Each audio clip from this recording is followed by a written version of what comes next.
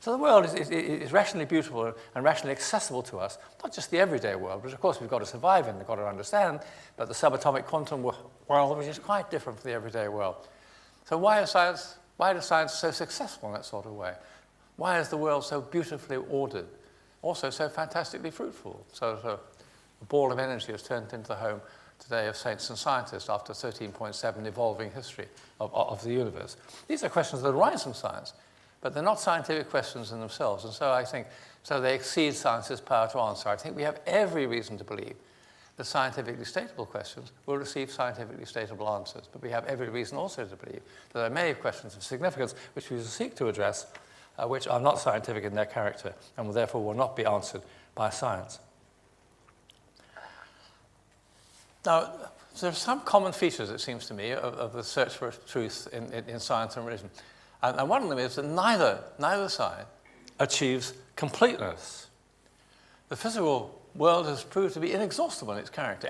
One of the things that makes science interesting, really, is that when you turn some new experimental corner, when you encounter some regime of higher energy than has ever been investigated before, the chances are something quite unexpected is going to be found happening in that regime. Science makes maps of the world of certain scales.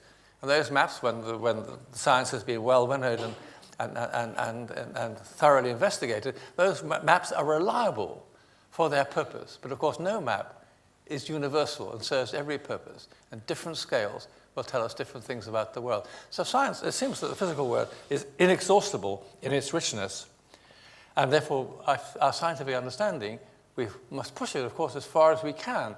But we don't think we do that with the expectations, which has been expressed from time to time in the history of physics by Lord Kelvin at the end of the 19th century, and by some other people, say 10 or 20 years ago.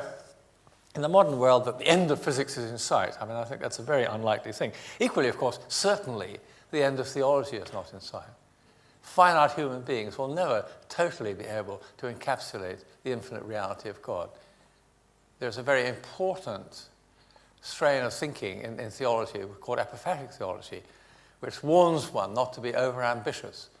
It's a strain that is more commonly found in Eastern Christianity than the rationally confident Latin Church of the West, which says that we can know what God is not, but we will never fully know what God is.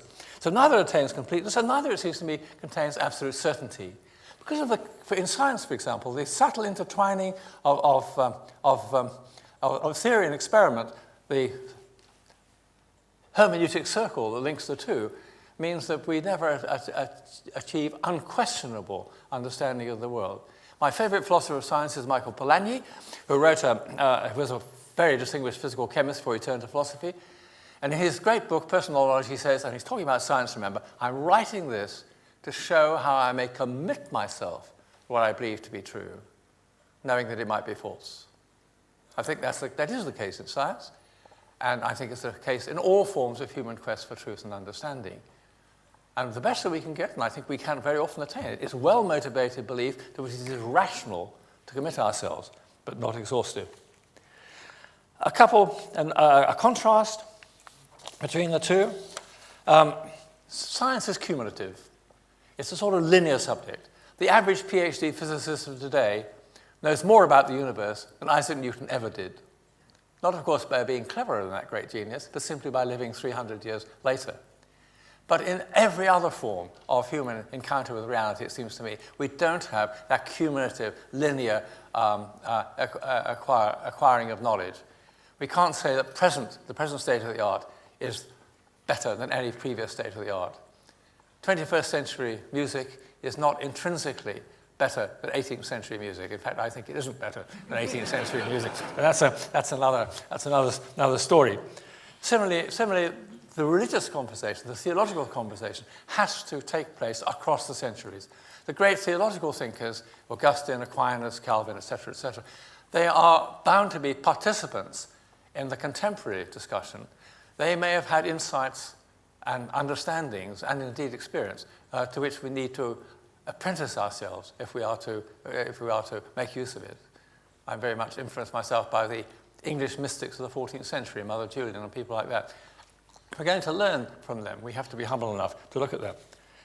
But there is one big similarity between science and religion and science and theology, and that's where I'm going to finish, and that is that both of them know that our encounter with reality must always be open to surprise.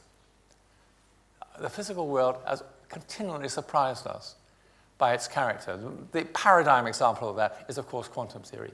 In 1899, any intelligent person would say it is absolutely inconceivable, impossible, that something could sometimes behave like a wave, spread out and flappy, and sometimes like a particle, a little bullet.